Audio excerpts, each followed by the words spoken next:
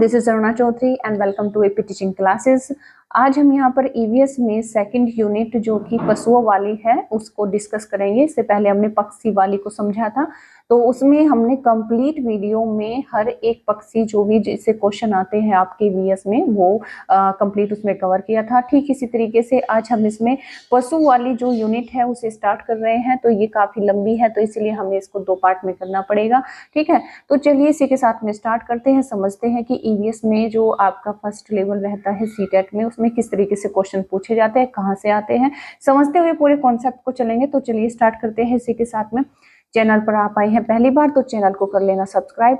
तो देखिए यहाँ पर हम स्टार्ट करेंगे हाथी से, दैट मीन्स एलिफेंट। इसको समझते हैं कि ये किस प्रकार का जानवर होता है, इसका वेट कितना है, ये इसकी प्रकृति कैसी होती है, इसके बच्चे कितने होते हैं और कहाँ से क्वेश्चन पूछा जाता है।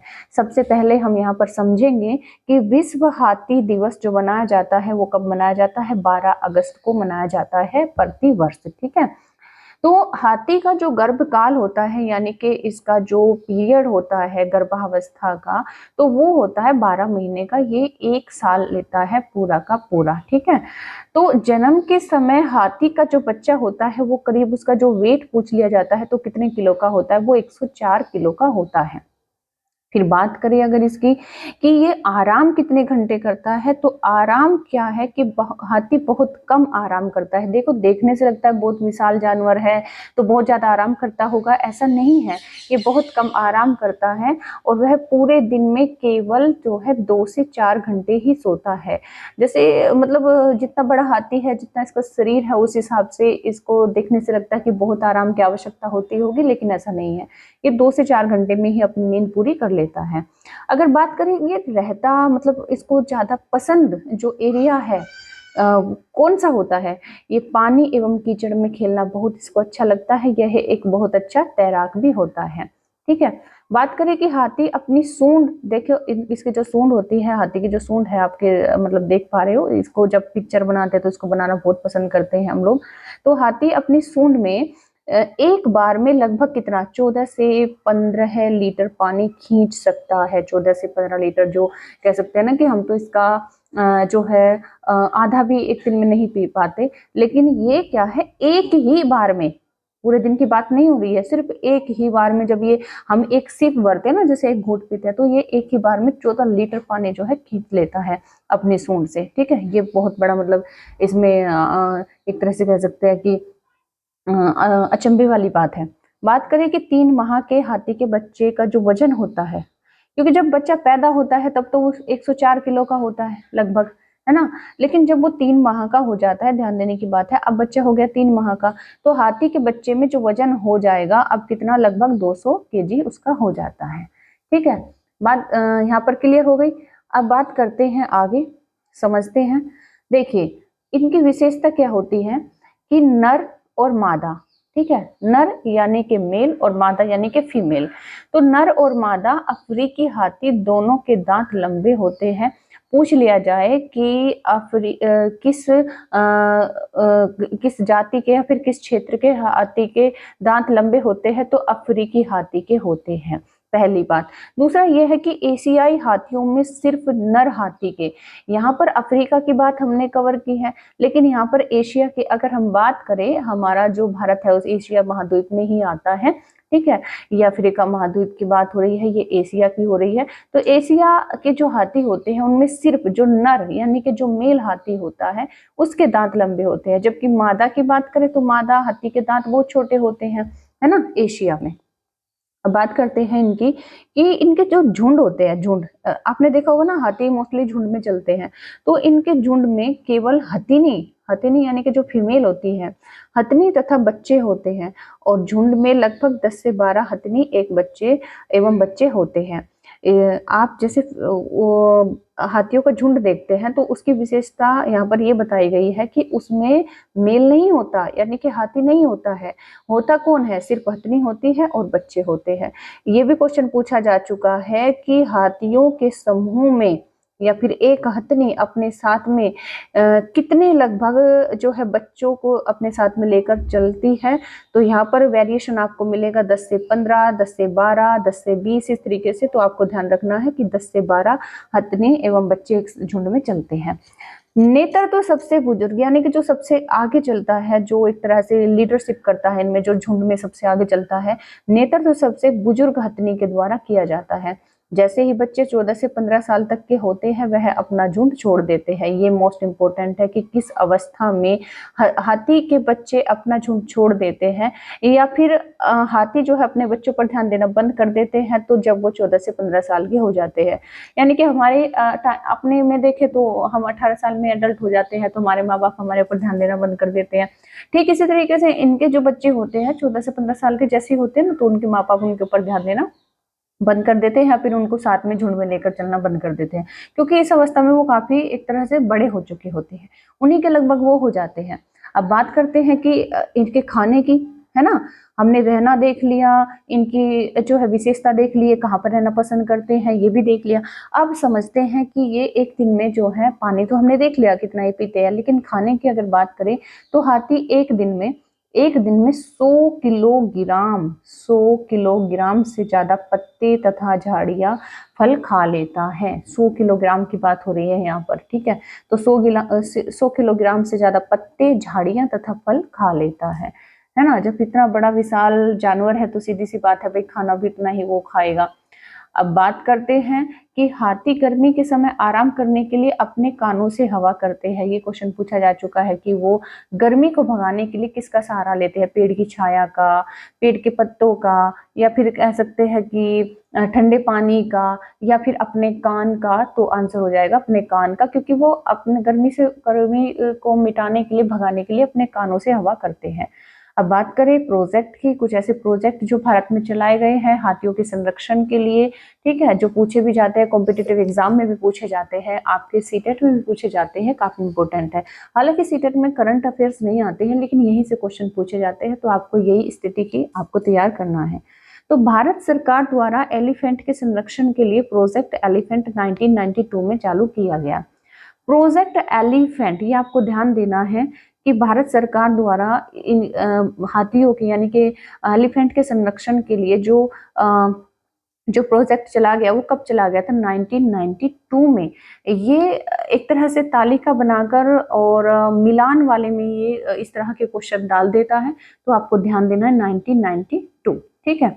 अब बात करें कि पेरियार जो खासकर प्रसिद्ध है किसके लिए, हाथियों के लिए, जो कि केरल में पड़ता है, ठीक है, और ये हाथियों से संबंधित है। दूसरा नीलगिरी, केरल, तमिलनाडु और कर्नाटक की सीमा पर काजीरंगा, ठीक है। नीलगिरी ये भी हाथियों के जो है एक रिजर्व क्षेत्र है हाथियों के संरक्षण के लिए, और काजीरंगा जो कि पड़ता है असम में, हाथी एवं गैंडा के लिए प्रसिद्ध है, ये आपको ध्यान देना है। मयूरभंज ये भी हाथियों के संरक्षण के लिए है, जो कि उड़ीसा में पड़ता है। तो इतने सारे यहाँ पर जो है प्रोजेक्ट चलाए गए हैं संरक्षण के लिए, किसके संरक्षण के लिए, हाथियों के लिए। तो आपसे अगर मैं पूछूं कि फिल इन द ब्लैंक्स निम्नलिखित में से हाथियों के संरक्षण के लिए यानी कि एलिफेंट संरक्षण से कौन संबंधित नहीं है, तो देखो अगर मैंने ऑप्शन में पेरियार रख दिया, अगर मैंने नीलगिरी रख दिया, और साथ ही साथ मैंने काजीरंगा भी रख दिया, ठीक है, और मैं यहाँ पर मयूरगंज भी ऐड कर रही हूँ, मयूरगंज, ठीक है, तो इतने सारे मैंने रख दिए हैं, तो आपको ये तो क्लियर है कि ये तो सभी के सभी हाथी के संरक्षण से संबंधित है। लेकिन इनके अलावा अगर आपको ऑप्शन में कहीं दिखता है जो हाथी से संबंधित नहीं है, ठीक है, तो वही हमारा ऑप्शन हो जाएगा। तो आपको ये ध्यान देना है, इनको याद रखना है और क्लियरली इनको समझ लेना है कि किस तरीके से आप किसी भी चीज के साथ में कनेक्ट करके इनको याद रखें, तो ये बहुत ज्यादा जरूरी है, ठीक है। चलिए आगे मूव करते हैं, समझते हैं एक पशु के बारे में। तो जो सबसे विशाल माना जाता है उसके बारे में तो हमने समझ लिया है। अब बात करते हैं स्लोथ, जो देखने में अपने आप में एक अजीब सा जानवर, आपको भालू जैसा लग रहा है ना। तो ये भालू नहीं है, लेकिन ये भालू नहीं है, भालू जैसा है, लेकिन इसकी विशेषता भी अगर भालू जैसा देखने के बावजूद, लेकिन इसकी विशेषता बहुत अलग होती है भालू से। तो समझते हैं इसके बारे में। स्लोथ ये जो जानवर का नाम है, ठीक है, ये कोई पक्षी नहीं है, भले ही पेड़ से लटक रहा हो, ये लंगूर जैसा दिखता हो, भालू जैसा दिखता हो, लेकिन इसका जो नाम है वो है स्लोथ। आप समझते हैं इसके बारे में, यह भालू जैसा दिखने वाला जानवर है, ठीक है ना। लेकिन इसी संरचना भालू से अलग होती है, बिल्कुल भालू से अलग है। भालू क्या कि मतलब लंबे लंबे ज्यादा बाल होते हैं, बड़ा भारी भरकम उसका शरीर होता है। ठीक, बात करें कि इसकी ये कहाँ पाया जाता है, तो स्लोथ दक्षिण अमेरिका एवं मध्य अमेरिका में पाया जाने वाला मध्यम आकार का शाकाहारी, ये आपसे पूछा जा चुका है कि स्लोथ किस प्रकार का जानवर है, शाकाहारी है, मांसाहारी है, सर्वाहारी है। तो आपको ध्यान देना है कि ये सिर्फ पत्ते खाता है, इस वजह से ये शाकाहारी है, ठीक है, स्तनधारी प्राणी है। बात करते हैं कि यह पेड़ पर रहते हैं, इनकी जो विशेषता होती है, पेड़ पर रहते हैं तथा उसी पेड़ की पत्तियों को खाते हैं। दिन में ये करीब 17 घंटे पेड़ों पर उल्टे लटक कर ये आराम करते हैं।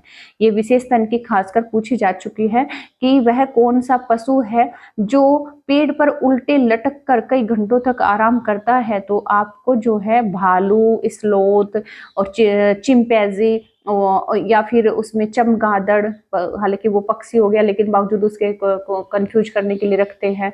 तो उल्टा लटकर आप कहोगे कि इसमें तो जो है चमगादड़ भी उल्टा लटकता है, लेकिन वो पक्षी है, वो जानवर नहीं है, ठीक है, ये आपको ध्यान देना है। ठीक, तो ये यहाँ पर आंसर आपका स्लोथ हो जाएगा, पहली बात। दूसरा, यहाँ पर स्लोथ अपना जीवन काल सिर्फ 8 पेड़ों पर ही पूरा कर लेते हैं। अगर मैं आपसे, ये काफी अपने आप में विशिष्ट हो जाता है कि 8 ही पेड़ों पर घूमकर इसको पूरा जीवन ये पूरा करता है, अपने जितना भी इसका जीवन काल होता है, ठीक है। और अपने औसत आयु के जीवन काल यानी कि 40 वर्षों तक ये जीवित रहता है, ये केवल 8 पेड़ों पर ही घूम पाते हैं। तो ये आपने देखा स्लोथ के बारे में काफी अच्छी विशिष्ट बातें, जो किसी अन्य जानवर से बिल्कुल भी मैच नहीं करती है, क्योंकि ये शाकाहारी है, पहली बात। दूसरी बात, ये स्तनधारी भी है, ठीक है। और ये क्या है कि ये उल्टा लटकर अपने पेड़ पर उल्टा लटक कर आराम करता है 17-17 घंटे तक, ठीक है। और ये पूरा जीवन अपने जो है काल में, पूरे जीवन काल में सिर्फ 8 ही पेड़ों पर घूम पाता है। ये बहुत बड़ा आलसी मतलब इसको माना जाता है। देखो, ये बिल्कुल उल्टा लटका हुआ है, इस तरीके से आराम करता है। सप्ताह में ये सिर्फ एक बार जो है नीचे उतरता है पेड़ से, किस लिए, मतलब देखो इसमें कहीं ना कहीं अपने आप में एक भाई अच्छी मतलब कह सकते हैं कि मॉरलिटी है कि सोच के लिए, मतलब फ्रेश होने के लिए जो है पेड़ से एक बार नीचे उतरता है, सिर्फ केवल सप्ताह में एक बार। बहुत धीमी गति से हिलने वाला प्रसिद्ध प्राणी है जो बहुत ही आलसी जानवर समझा जाता है। स्लोथ 2 उंगली वाले और 3 उंगली वाले पाए जाते हैं। अगर इनकी उंगलियों की बात करें तो देखो यहाँ पर सिर्फ 2 या फिर आपको जो है 3 नजर आएगी, इसके अलावा नहीं, ठीक है। तो ये इस तरीके से पिक्चर जो है आपके सामने एकदम स्पष्ट है। देखो यहाँ पर भी सिर्फ 2 ही उंगली नजर आ रही है, सिर्फ 2 उंगली, ठीक है। बात क्लियर हुई? चलिए, समझ गए, आपने समझ लिया स्लोथ को, हाथी को। तो अब समझते हैं बाघ को, द टाइगर, पैंथरा ट्रिगर्स, ठीक है। तो देखो, टाइगर जो है, जो बाघ है, बाघ यहाँ पर समझेंगे इसके बारे में, बहुत क्वेश्चन इससे पूछे जाते हैं।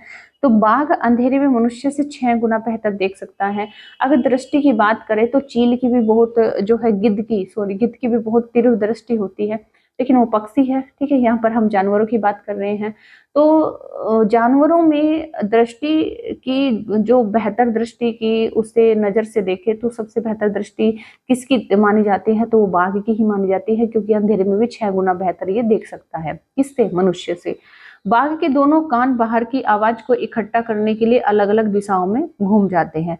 ये जो कान है ना इसके, यहाँ पर जैसे आवाज कहीं से सरसराहट की, पत्तों की, झंझनाहट की, किसी शिकारी की आ रही हो, तो उन सबको बड़ा ध्यान से सुनने के लिए क्या करता है ये, उनको कानों को घुमाता है अलग अलग दिशाओं में, और ताकि मतलब जैसे जैसे जिस दिशा में घुमाता है वहां से जो है आवाज को इकट्ठा करता है। बाघ अपने इलाके में जंगल में जाते समय मूत्र तथा अपनी गंध छोड़ देता है ताकि दूसरा बाघ इस गंध को तुरंत पहचान ले। क्वेश्चन एक बार पूछा गया था कि वह कौन सा जानवर है जो जंगल में अपने गंध, अपने पद चिन्हों पर जो है गंध छोड़ देता है। और तो इसका तात्पर्य क्या होता है? इसका तात्पर्य ये होता है कि इससे शिकारी को पता चल जाता है कि यहाँ से अभी अभी कोई जानवर गुजरा है। या फिर इससे जो है पीछे आने वाले पशुओं को मतलब एक दिशा मिल जाती है, या फिर जो है इससे मतलब जो बाघ है, ठीक है, उसको ये पता चल जाए कि मुझे मतलब दूसरे बाघ को ये पता चल जाए कि ये यहाँ से कोई बाघ गुजरा है, अब मुझे नहीं गुजरना है क्योंकि ये तो किसी दूसरे का क्षेत्र है। हाँ, इसका मतलब यही होता है कि अगर एक बाघ किसी क्षेत्र से गुजरा है जहां पर उसने अपना मूत्र त्यागा है, तो वहां से दूसरा बाघ जो है तुरंत पीछे हट जाएगा, क्योंकि उसे पता चल जाएगा कि यहाँ पर ऑलरेडी कोई है, वो पहला बाघ है, ठीक है, और वो वहां पर जो है अपना मतलब वहां से दायरा कट कर लेता है। तो ताकि दूसरा बाघ इस तुरंत इस गंध को तुरंत पहचान ले, इसलिए इसका मतलब ये होता है। बाघ की मूंछ हवा में कंपन, जो बाघ की मूंछ होती है ये दिखाई दे रही है आपको, ठीक है, तो बाघ की मूंछ हवा में हुए कंपन को पहचान सकती है। बाघ बिल्ली प्रजाति का सबसे बड़ा मेंबर है। ये आपसे क्वेश्चन पूछा जा चुका है कि ये कौन सी प्रजाति का है, ये मतलब भालू प्रजाति का, हाथी प्रजाति का, बिल्ली प्रजाति का, कौन सी प्रजाति में आएगा, तो ये जो है ये बिल्ली प्रजाति में आता है। बिल्ली भी इसके जैसी दिखती है लगभग लगभग, है ना, तो ये बिल्ली प्रजाति का सबसे बड़ा जो है मेंबर है। बात करते हैं कि बाघ हवा में पत्तों के हिलने, शिकार की झाड़ियों के हिलने की आवाज के बीच में अंतर कर लेता है, यानी कि कहीं से कोई शिकारी आ रहा है या फिर जो है ये सिर्फ जो पत्ते हैं ये हवा के कारण हिल रहे हैं, तो ये उसमें अंतर कर लेता है ना। दूसरी बात, बाघों की संख्या सर्वाधिक इंडिया में है, उसके बाद जो है रसिया यानी कि रूस में है। सबसे ज्यादा जो बाघ देखे जाते हैं, पाए जाते हैं, वो कहाँ पर है, वो जो है इंडिया में ही है, और दूसरे नंबर पर अगर देखें तो रूसिया में पाए जाते हैं। भारत सरकार द्वारा टाइगर के संरक्षण के लिए 1 अप्रैल 1973 में प्रोजेक्ट टाइगर को लॉन्च किया गया था। कई बार ये क्वेश्चन पूछा गया है, प्रोजेक्ट टाइगर कब जो है लाया गया, प्रोजेक्ट टाइगर कब लाया गया, तो 1973 में, प्रोजेक्ट टाइगर 1973 में, मोस्ट इंपोर्टेंट है ये। Jim Corbett national park, Jim Corbett ये पूछा जा चुका है कि जिम कॉर्बेट नेशनल पार्क कौन से राज्य में पड़ता है, तो ये पड़ता है उत्तराखंड के नैनीताल जिले में, ठीक है। यह भारत का पहला नेशनल पार्क है, यहाँ पर बाघ संरक्षण के लिए उनको प्राकृतिक आवास प्रदान किया जाता है।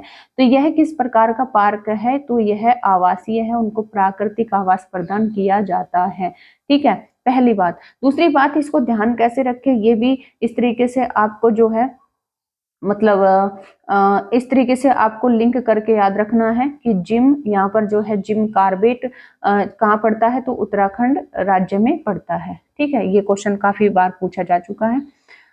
तो अब समझेंगे लंगूर के बारे में। हाथी हमने पढ़ लिया है, स्लोथ पढ़ लिया है, बाघ पढ़ लिया है, अब समझते हैं लंगूर।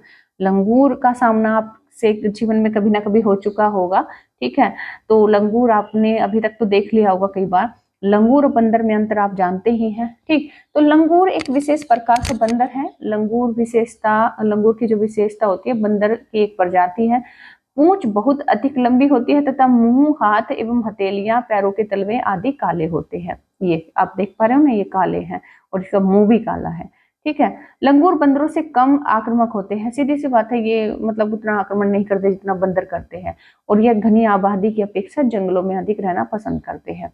बात करें कि मुख्य भोजन इनका क्या होता है, वही फल फूल, कीड़े मकोड़े, अंडे, ये सब ये खाते हैं।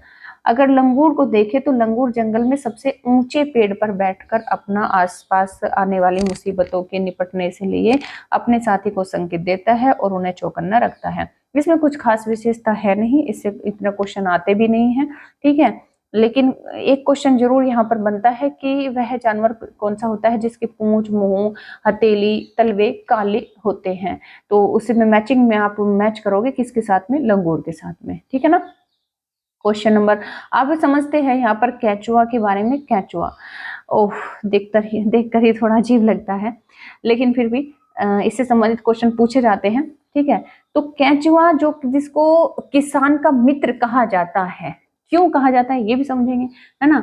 तो केंचुआ जिसे किसानों का मित्र भी कहा जाता है, यह मिट्टी को छेद कर उसे उपजाऊ बनाता है। आपने देखा होगा ना बारिश में, मतलब जहां पर भी मिट्टी फैली हुई है वहां पर छोटे छोटे गड्ढे बने होते हैं और मिट्टी जो है ऊपर निकली हुई होती है, तो उसको जमीन से नीचे से खुद कर कौन निकालता है, तो यही केंचुए निकालते हैं। तो उसको ये बिल्कुल बारीक बना देते हैं, और जितना ज्यादा बारीक बनाते हैं उतनी ज्यादा मिट्टी उर्वर हो जाती है ना। और तो यह केंचुआ मिट्टी में मृत पोशाकों को खाते हैं तथा अपने मल के द्वारा जमीन को उपजाऊ बनाते हैं। जैसे मिट्टी खाएंगे वैसे जो है मल भी तो त्यागेंगे वहां पर। तो एक तरह से इनका जो मल है मिट्टी में उर्वरक का यानी कि खाद का काम करता है। तो वर्मी कंपोस्ट खाद के लिए केंचुआ का प्रयोग किया जाता है, ये मोस्ट इंपोर्टेंट है ना। वर्मी का मतलब कीड़ा होता है। तो केंचुआ खेत में छेद बनाते हैं और वायु तथा जल के लिए मृदा तक पहुंचने का आसान रास्ता प्रदान करते हैं। जैसे आपने देखा होगा ना, ऐसे गड्ढे गड्ढे से ये बना देते हैं, गड्ढे गड्ढे से। उसमें क्या होता है कि एक तो मिट्टी उर्वर हो जाती है, दूसरा जो है हवा पास हो जाती है, हवा पास होने से जो है फसल अच्छी उगाती है। तो इस वजह से इनको जो है किसानों का मित्र भी कहा जाता है, किसान मित्र सबसे बड़ा यही माना जाता है। अब बात करें कि जब खेत में खरपतवार को मारने के लिए रसायनों का अर्थात जो कीटनाशी होती है उनका प्रयोग किया जाता है, तब यह केंचुओं को भी प्रभावित करता है जिससे वह मरने लगते हैं। अगर इस मिट्टी में हम कोई खाद कीटनाशक पदार्थ डाल देंगे, कोई भी उर्वरक डाल देंगे, तो उससे क्या होगा कि ये केंचुआ उसी मिट्टी को तो खा रहे हैं, तो इससे बेचारे मर जाते तो फिर ये मिट्टी को उर्वर कैसे बना पाएंगे, नहीं बना पाते। तो केंचुआ फसल को खरपतवार से नहीं बचाते बल्कि फसल के लिए खाद उपलब्ध कराते हैं। खरपतवार क्या है कि मतलब जो एक तरह के जो कीट पतंगे होते हैं जो फसल को खाते हैं, तो उससे ये नहीं बचा पाते, ये बात सच है ना।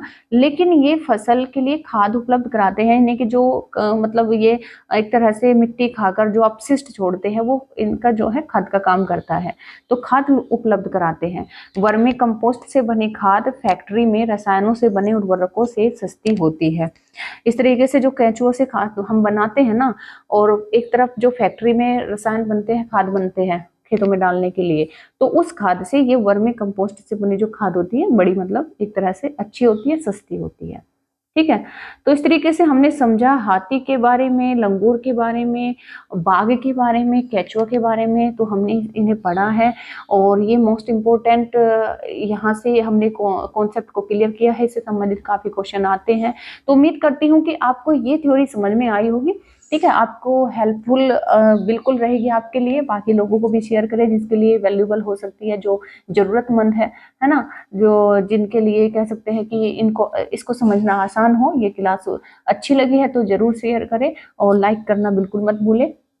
चैनल पर आप आए हैं पहली बार तो चैनल के साथ में जुड़ जाइए, और कोई भी क्वेरी है तो कमेंट जरूर करें। तो मिलते हैं नेक्स्ट क्लास में, तब तक के लिए रखिए अपना ख्याल, इसी तरीके से मेहनत करते रहिए, इसी तरीके से हंसते मुस्कुराते रहिए। तो लेते हैं आपसे विदा। Thank you, take care, bye bye.